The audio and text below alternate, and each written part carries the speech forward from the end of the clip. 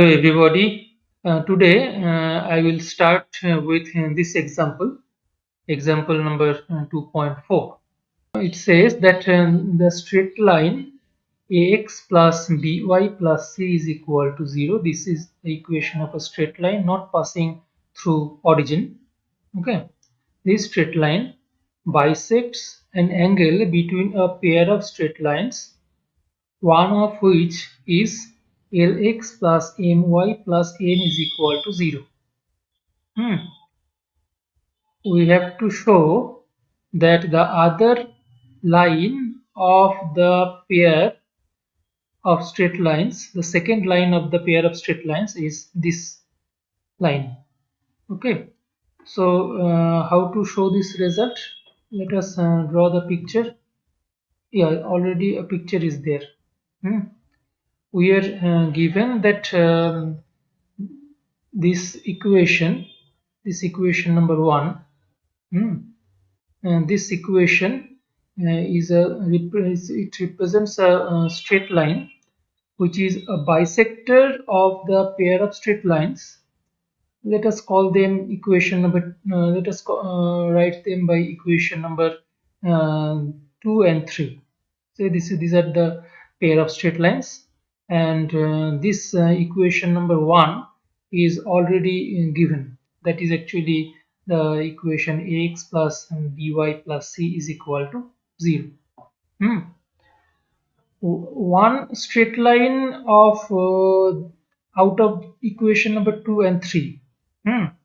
Out of equation number 2 and 3, one equation of the straight line is given, and that is equal to this Lx plus My plus n is equal to 0. Suppose this is the equation number 2, Lx plus My plus n is equal to 0. We have to find out the equation of this straight line number 3. Got it? This is actually an unknown straight line, and we have to find this equation of straight line number 3.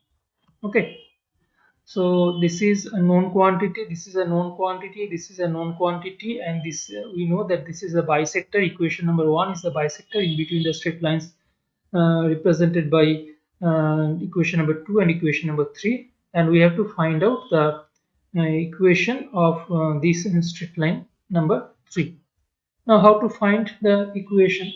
We know that we know the equation of straight line number 1 and the equation of straight line number 2. Fine. And this third straight line can be considered as a straight line passing through this point of intersection of the straight lines number 1 and 2. So the equation number 3 can be considered as a straight line passing through the point of intersection of equation number 2 and equation number 3. Okay, so we can now consider the equation of this straight line number 3 as the equation 1, the first equation, plus lambda times of the second equation, s1 plus lambda s2 is equal to 0. This is the formula. Lambda is a parameter. We shall determine the value of the constant lambda. We shall determine the value of this constant lambda. Now, how to determine the value of this constant? By this condition that this equation number 1 is actually the bisector of this angle. Therefore, we can say that this angle in between 1 and 3, this angle must be same as the angle in between 1 and 2. Okay, this angle must be same as the angle in between 1 and 2. Okay, and we are following a particular order. For example, suppose this angle is equal to theta 1. This angle, let us call it theta 1. Over here, this is the theta 1. So theta 1 is equal to, we are taking tan inverse of m3 minus m1 divided by 1 plus m3 m1. M3 means the starting straight line minus the last finishing straight line. M3 minus m1. So m3 is the gradient of the final straight line that is actually the of this equation number 3, the starting straight line, and m1 would be the gradient of equation number 1. So if we want to find out the angle in between this equation number 2 and equation number 3, let us call it theta 2. In that case, we will have to consider the same order. Okay, that means starting minus the finishing straight line. Over here, the starting straight line has the gradient m1, and finally the finishing straight line has the gradient m2. So we are considering m1 minus m2, just similar to m3 minus a1. We are considering m1 minus m2, the same order. Okay, now as per the question, theta 1 must be is equal to theta 2. And what is m1? From equation number 1, we can find out the gradient of the straight line. That gradient is equal to y is equal to, that would be minus a by b into x plus the constant.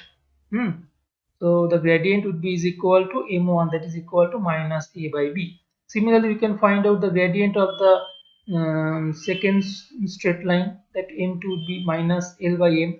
And from this equation number 3, we can again compute the gradient of this equation number 3, and that would be is equal to minus of a plus lambda l divided by b plus lambda m. I'm not going to the detailed computation because you all know how to compute the gradient in class 11 and 12 level geometry. So now we are just putting all these results along with theta 1 is equal to theta 2. So as per the question, this theta 1 must be equal to theta 2. Therefore, tan of theta 1 must be equal to tan of theta 2. And therefore, this m3 minus m1 divided by 1 plus m3 m1, that must be equal to m1 minus m2 divided by 1 plus m1 m2. Now put all the expressions of m1, m2, m3 over here, and the remaining portion is the matter of computation, just algebra. So I am not discussing all this algebra. I am leaving this algebra for you. Finally, we get the value of lambda is equal to this kind of expression, minus of a square plus b square divided by 2 times of bl plus bm plus al. So we ultimately get the expression of lambda, and now we put the expression of lambda in this equation number 3. Okay, we now put the equation the value of lambda in this equation number 3, and we ultimately get the final result. Is it clear? Is it okay? Sir. Okay, thank you. So let's discuss one more example. I am going to discuss few standard examples. Say this example. This is a tricky example because of this kind of expression. That's all. What does it say? It says that if this equation ax square plus twice hxy plus by square plus twice gx plus twice fy plus c is equal to 0. This is the general equation of second degree. If this equation represents a pair of straight lines, then show that the area of the triangle formed by the bisectors of the angles between them and the axis of x is this. What is this? It says that we have a pair of straight lines. So these are the pair of straight line AP and BP. These are the pair of straight lines given by this general equation of second degree. Let us call it the equation number 1. And we have to draw the bisectors.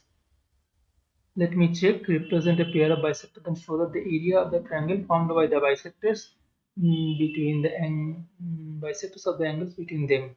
Sorry, I explained in a bit wrong manner. Actually, the original pair of straight lines has not been shown in this equation. Suppose This is one straight line. And suppose this is another straight line by this red line. Okay. And over here, these black lines PA and PB, these are the bisectors of the given straight lines. Given straight lines are the straight lines represented by this red color, and that would be the straight lines represented by this equation number 1. Got it? We have to find out the bisectors. At first, we need to find out the bisectors of this angle. I discussed the formula bisector for this kind of pair of straight lines not passing through the origin. I shall use that formula in this example. Now it says that this pair of bisector PA and PB along with the x-axis, these three straight lines, this is the first bisector, this is the second bisector PB, and AB, that is the x-axis. These three straight lines together form a triangle, and we shall have to show that the area of the triangle is this much. Clear? We shall have to show that the area of the triangle is this much. Now, how to show this result? Over here, we know that if P is the point of intersection having the coordinates alpha comma beta, in that case, we have three straight lines representing we have three straight lines containing alpha and beta. Not straight lines, we have three equations containing alpha and beta. A alpha plus h beta plus g is equal to 0. H alpha plus b beta plus f is equal to 0. And g alpha plus f beta plus c is equal to 0. We proved these results in our previous lectures. So I am not going to discuss them once again. So these are the standard results. And in our last lecture, I proved that the equation of the bisector is this one, that x minus alpha whole square minus y minus beta whole square divided by a minus b, that is equal to x minus alpha into y minus beta divided by h. So this gives the bisector. I discussed this result in my previous lecture, immediate last lecture. And for the sake of simplicity, I am writing them as capital X is equal to x minus alpha and capital Y is equal to y minus beta. So that this expression can now be represented as x square minus y square divided by a minus b, that is equal to xy divided by h. Just for the matter of simplicity, I am writing it in this fashion. Now, over here, we are interested to compute the area of this triangle. And we know that area of a triangle can be written in this way, that half into base into height or perpendicular. We know what is the height. If we can find out the value of alpha and beta from these three equations, then this much would be the height of the triangle. That is actually the y coordinate of the point of intersection P. Okay, so height is equal to the y coordinate, that is actually beta. Beta is the height of the triangle. Now we need to find out the length, this much length of the base, that is actually AB. How to find out the length? We know the equation of the bisector. We know the equation of the bisector. In this equation number 5, we already know the equation of the bisector, and that is actually the straight lines given by AP and BP. AP and BP are the bisectors. So if we can find out the coordinates of A and B, if we can find out the coordinates of A and B. Now what are the coordinates of A and the B, the point B? the points A and the point B, these 2 points are actually the points on x-axis. This is our x-axis. Okay, this is our x-axis. So the x coordinate of any straight line lying on x-axis. The x coordinate of any straight line lying on x-axis would be the only non-zero quantity, and y coordinate would be is equal to 0. So hopefully the coordinate of the point capital A should be in this fashion, a comma 0 or b comma 0. Should be in this fashion, a comma 0 and b comma 0. They should look like this, not a and b as represented in this equation. Don't mix them with a comma 0. Rather, we can write them as, suppose, a1, maybe some a1 comma 0 point, and maybe the coordinate of the point b should look like this, maybe b1 comma 0 point. Okay. So we can, if how to find out the coordinates of the point capital A and capital B? The equation of x-axis is y is equal to 0. The equation of x-axis is y is equal to 0. So if we put y is equal to 0 over here in this equation, equation number 5, if we put y is equal to 0 in equation number 5, then we will be able to compute the x coordinate of the point capital A and the point capital B. So we are putting y is equal to 0 in equation number 5. Okay, we are putting y is equal to 0 in equation number 5, and we get this type of result. And for simplicity, again, I am considering this x minus alpha as equal to as equal to capital X, and then we get this result. This is a second degree equation involving capital X. This is a second degree equation involving capital X, and its value may be x1, its roots may be x1 and x2. So this x1 and x2 should give us the corresponding value of small x and small x1 and small x2. What is small x1? Small x1 should be is equal to, not I should write it in this way, that capital X1 should be is equal to x1 minus this alpha, and capital X2 should be is equal to x2 minus alpha. Why? Because we have the result that capital X is equal to x minus alpha. We have capital X is equal to x minus alpha. So this capital X1 and capital X2 would give us the value of x1 and x2, and that x1 or x2 would actually be the x coordinates of this point capital A and the point capital B.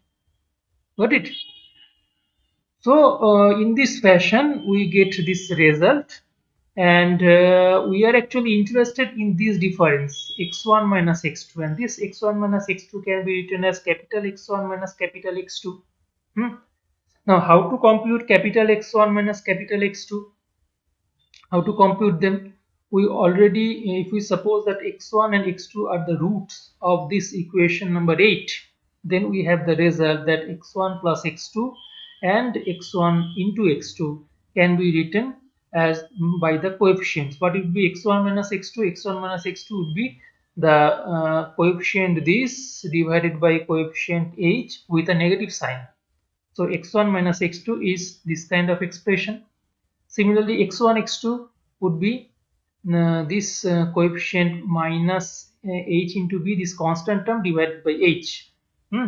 This constant term divided by h, and therefore this x1, x2 is equal to minus beta square. And in this way we can find the expression of x1 minus x2 whole square, that is actually x1 plus x2 whole square minus 4 into x1 x2, and then remaining portion is the matter of calculation. and I am taking the difference in terms of modulus because I don't need any negative symbol. We need the positive symbol, the distance. Distance can never be negative, so we are taking this modulus of x1 minus x2 that can be ultimately obtained in this fashion. So we got the difference modulus of x1 minus x2. Therefore, the area of the triangle that is equal to AB. What is AB? AB is actually modulus of x1 minus x2. And the height PQ. PQ is equal to this height beta. Got it? So modulus of capital X1 minus capital X2, that is actually is equal to this modulus of small x1 minus small x2. Hmm. So we get this x capital small x1 minus small x2 is equal to capital X1 minus capital X2 multiplied by beta. Now we need to compute the expression of beta. Anyway, so before that we are putting the expression of x1 minus x2. This is the expression of x1 minus x2. There is one more beta in this expression of x1 minus x2. So we ultimately have this type of result. Beta into beta. I got this expression root over of 4h square divided by root over of 4h square plus a minus b whole square. Just we need the expression of beta. I am keeping this to beta separate. Why? Because if you consider, we all actually have three equations involving alpha and beta. We actually have three equations involving alpha and beta. These are the three equations. These are the three equations involving alpha and beta. Now, if you consider equation number 2 and 3, you will get one value of beta. Similarly, if you consider equation number 3 and 4, you will get another expression, not value, I would rather say another expression of beta. Now the question is that which expression should we consider? And over here, we need to be very careful about our target. You see, the expression of beta square should look like this. We already got this much expression. So expression of beta square should look like this. We have to be very careful about this fact. That's why I'm discussing this example. So if you consider equation number 2 and 3, simply equation number 2 and 3, then we consider equation number 2 and 3, and by cross multiplication we obtain the expression of beta, and that is equal to hg minus a divided by ab minus h square. Got it? Again, let me show you this expression in a little different fashion, because let me split this expression, the window. Where is the expression? This is the expression that we need to prove. We need to show that beta square is equal to this expression. But you see over here, if we consider the beta square, then that would be actually the square of this expression. But this is not the numerator. And over here in the numerator, ca minus g square is there, but in this numerator we have a different expression. Apart from that, if we consider beta square, in that case ab minus h square, its whole square would appear, but we only have a single factor ab minus h square. Okay, then what to do? We again consider equation number 2 and 3. From that equation, we compute the expression of beta. That expression becomes is equal to ac minus g square or ca minus g square divided by ag minus a. And now if you observe, if you consider equation the expression from equation number 12 and the expression of beta from equation number 13, and put them in this formula, in this equation number 11, that is actually the area of the triangle. Put them in the area of the triangle, then ultimately you will observe that this expression and this expression will get cancelled, and ultimately we will get the required expression, and that is the trick in this example. Got it? That is the tricky part in this example. Most of the times, if you don't have proper practice, or these are actually special kind of examples, if you don't have a proper kind of manipulation, proper kind of mathematical manipulation is important over here. Sometimes some students make mistake, just they simply find out the expression of beta and they don't ultimately get this expression and they leave the example in exam. So you have to be very careful about this kind of special examples. Now, is it clear to you? I didn't go to the detailed mathematical calculation. I just discussed the steps out there in this example. Is it clear? Hello? Yes, sir. Okay. Yes, sir. Okay. Okay. Thank you. Hmm. So let's discuss one more example. These are very tricky examples. Hmm. So let's discuss this example. Example 2.8. In this example, it says that show that the origin, the point of intersection of the straight lines is 2x square minus 7xy plus 3y square plus 5x plus 10y minus 25 is equal to 0. These are general equation of second degree. So general equation of second degree, and therefore if it represents any pair of straight line, that pair of straight line would not pass through the origin. It says that the origin, the point of intersection of the straight lines this and the point at which the straight lines are cut by the straight line this. What does it mean? It means that like this. If you look at this example over here, to consider this factor, only this much factor. If you consider this factor only, 5x plus 10y minus 25 is equal to 0. If you consider this example only, this expression only, the linear part, then take 5 common. Okay, after taking 5 common, you will get this expression x plus twice y minus 5. So it looks that as if from this given equation, this general equation of second degree, if we subtract this second degree part, then you will get this equation. And this kind of observation is very important in solving the questions in this chapter. Therefore you can say that ultimately what we actually have the result that the point of intersection of the straight lines this and the points at which the straight lines are cut by the straight lines this are the vertices of the parallelogram. Of course it would be a parallelogram. Why? Because let's try to understand the problem from some backward direction.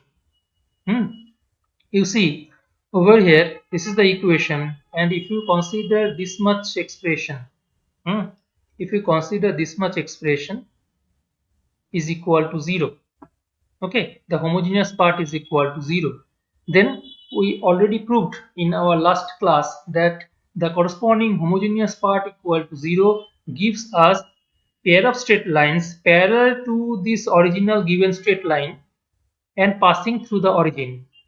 Okay, therefore if this AB and BC are the straight lines given by equation number 1, represented by equation number 1, then AO and OC, these parallel straight lines, should be represented by this homogeneous part equal to 0. Okay, and the remaining portion, that is this expression, is equal to this remaining expression would give us the diagonal not passing through this origin. Okay, and therefore now this OA and this OC, this straight line, these two straight lines, okay, OA and OC, these two straight lines can be considered as a straight line passing through this point of intersection capital A and C, and of course to the origin. And that is the question. It is in that is the part it is given in a question. As per the question, we have to find out the pair of straight line passing through the point of intersection of equation number 1. That is actually equation number 1 this straight line and this straight line. And this kind of straight line that is actually represented by equation number 2. So what you need to do, we can say that we actually require a pair of straight line. We actually require a pair of straight line passing through these points. And I discussed in our last lecture that that is possible by making the original given equation homogeneous by the help of the equation of straight line. If you remember the last result, if you suppose consider this is equal to s is equal to 0, that was the expression in our last theory. That is the expression in our last theory, that if we are given any curve, eventually this curve is actually a straight line over here in this question. S is equal to 0, and suppose this is the straight line L is equal to 0, then we can find out the equation of the pair of straight line passing through the point of intersection C and the point A and through the origin by making this kind of equation a homogeneous equation by the help of this kind of straight line. And this straight line can be written as x plus twice y divided by 5 is equal to 1. So you would get this kind of expression, x plus twice y divided by 5. So what we are doing over here, let's look at the part. We are actually, let's divide it. We are actually making this equation number 1 homogeneous by the help of this equation number 2. And over here we have x plus twice y divided by 5 is equal to 1. So what to do? We are keeping this second degree expression intact. Over here we are keeping this second degree expression intact. And what is the first degree expression? This is the first degree expression, 5x plus 10y. So 5x plus 10y is multiplied by this kind of factor, x plus twice y divided by 5. And how did he get this factor? This factor is obtained from equation number 2. X plus twice y divided by 5.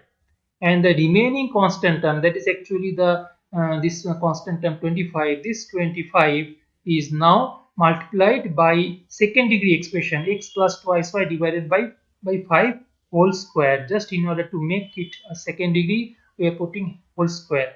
And over here we already have a degree 1 term, that's why we are multiplying this this linear expression 5x plus 10y by a first degree term, that is x plus twice y divided by 5 only. But we had to use square just in order to make this expression a purely second degree expression. Now if you compute, you will get this kind of result, that is actually the twice x minus 7xy plus 3y square, and eventually you will find that this expression is nothing but this second degree expression. If you look at this, just consider the similarity over here. You see that this x twice x minus 7y plus 3y square is equal to 0. You will ultimately, by computation or cancellation, you will ultimately get this expression, this homogeneous part is equal to 0. And as because this homogeneous part of this equation number 3 and homogeneous part of this equation number 1 are same, therefore these two straight lines, equation number 1 and 3, they would ultimately represent two pair of straight lines, and parallel to each other. So we actually have 4 straight lines, 2 of them are parallel to each other.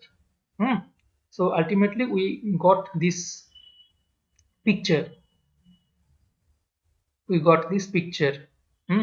Over here we have 4 straight lines. These are parallel to each other. And therefore they ultimately construct a parallelogram. That's what we need to prove, that they are constructing a parallelogram. That's all. Got it? So this kind of examples I wanted to discuss with you. And now is it clear to you? Could you follow me? What I am trying to Yes, sir. say? Is it clear? Clear, sir. So let me discuss the last example for today.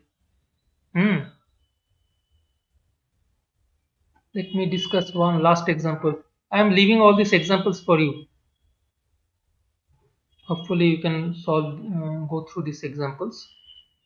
Let's no.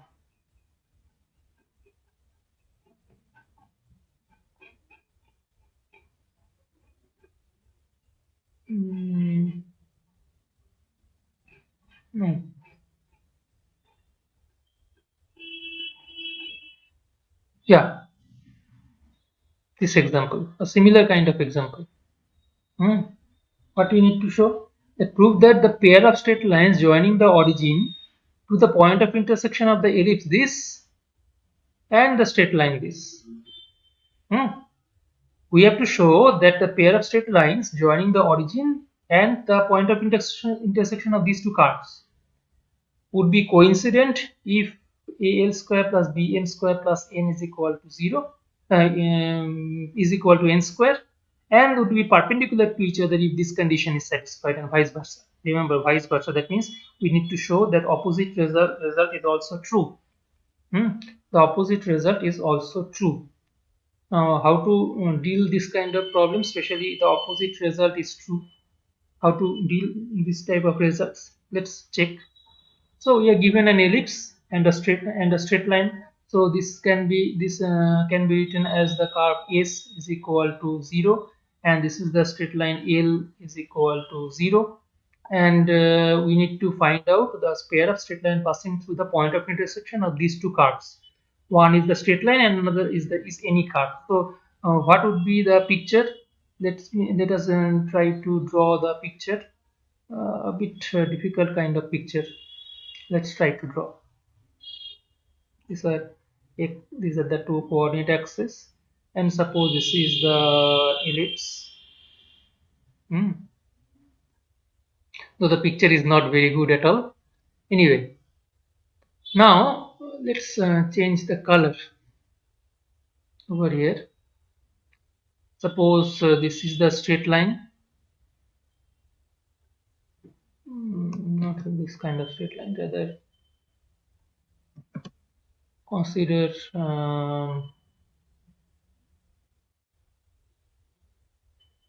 suppose this is the straight line. Okay, and we have to find out the pair of straight lines passing through the origin. That means we need to find out this kind of straight lines. We need to find out this straight line and another pair, this straight line. Got it? This is the point. This is the point. This is the point of intersection, and this is the point of intersection. Okay, so we need to find out this kind of pair of straight lines. This is the pair of straight line, and this is another straight line in this pair. So we need to make this ellipse homogeneous by the help of this straight line. Okay, how to make this ellipse homogeneous?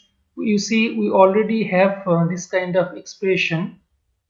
This second degree expression is already there. Just we need to multiply this constant term by a second degree equation. So 1 multiplied by Lx plus my by n whole square. Got it? That's why we are writing 2, the index 2, the power 2 over here. Because Lx plus my divided by n is equal to 1, that we get from equation number 2. And now it is a matter of calculation. We just expand it, we got this kind of expression. And now what we have? Now it says that this equation would be a coincident equation. This pair of straight line would represent a pair coincident equation if this result is satisfied and vice versa. That means the opposite result should also be proved. Now, how to write the opposite result? We write the opposite result by this kind of symbol. This is called implies and is implied by. I told you about the meaning of the symbol IFF. IFF. If and only if, isn't it? I discussed the meaning of if and only if means it is a necessary and sufficient condition if and only if. Now, if and only if can also be expressed by this kind of notation.